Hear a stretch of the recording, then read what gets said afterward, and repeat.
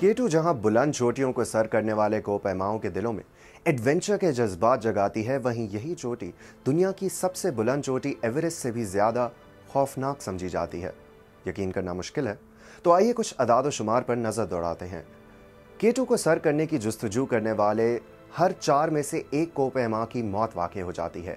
केटू पर अमवात की शरह 29% है, जबकि इसके बरक्स दुनिया की सबसे बुलंद चोटी एवरेस्ट पर यही शरह 4% है।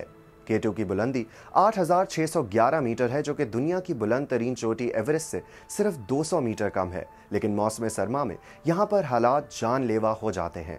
सोशल मीडिया से लेकर कोपैमाई से मुतालिक दिलचस्पी रखने वाले ये सवाल करते नजर आए कि 8,000 मीटर की बुलंदी पर इंतहाई सर्द मौसम में कोपैमा के जिंदा रहने का कितना इम्कान होता है। इसके लिए सबसे पहले ये जानना जरूरी है कि डेथ जोन क्या होता है और कोपैमा डेथ जोन में कितने घंटों तक जिंदा रह सकते हैं, और इतनी ऊंचाई पर रहने से इंसानी दिमाग और जिस्म पर क्या असरात पड़ते हैं।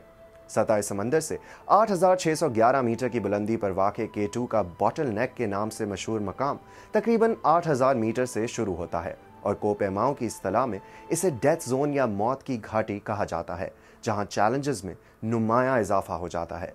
यहाँ कोपैमाओं को जानलेवा कुदरती मौसम के साथ नबरद आज़मा होने के साथ साथ अपने जिस्म के अंदर भी एक लड़ाई लड़ना पड़ती है।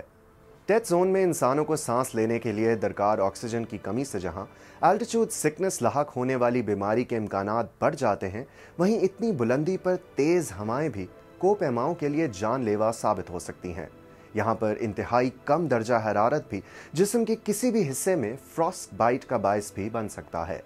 तिब्बी माहिरीन के मुताबिक इंसानी जिस्म सतह समंदर से 2100 मीटर बुलंदी पर रहने के लिए बना है, और इससे ज़्यादा बुलंदी पर इंसानी जिस्म में ऑक्सीजन की सैचुरेशन तेज़ी से कम होना शुरू हो जाती है और जिस्म में मनफी असरात रूनमा होना शुरू हो जाते हैं। तो कोपैमा डेथ जोन में ज़्यादा से ज़्यादा कितने घंटों तक जिंदा रह सकते हैं? इसका सीधा सा जवाब है 16 से 20 घंटे। क्या आज तक किसी कोपैमा ने डेथ जोन में 20 घंटे से ज़्यादा वक्त गुजारा है?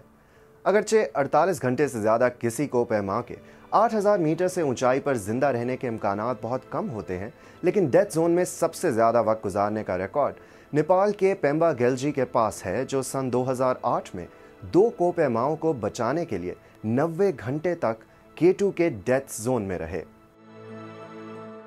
दुनिया के इस दूसरे बुलंद तरीन पहाड़ केटू को सर्दियों में फतह करने की कोशिश करने वाले पाकिस्तानी कोपैमा मोहम्मद अली सतपारा, आइसलैंड के जॉन स्नोरी और चिली के हुआन पाब्लो का राब्ता जुम्मे के रोज़ बेस कैंप टीम और अहले खाना से मुनक़ता हुआ, और सनीचर की शब 2 रोज़ की तलाश और बचाव के ऑपरेशन में कामयाबी ना मिलने के बाद अली सतपारा के बेटे साजिद सतपारा ने कहा है कि अब इस कार्रवाई को उनके वालिद की लाश की तलाश के ऑपरेशन में तब्दील करके जारी रखना चाहिए। बदकिस्मती से मैं विदाउट ऑक्सीजन था और 8,200 पे पहुंचकर मुझे एहसास हुआ कि इस ऑक्सीजन की कमी की वजह से मेरी सेहत मुतासिर हो रही है। आखिरी बार मैंने उनको बोतलनेक पे चढ़ते हुए देखा 8,200-300 मीटर पर।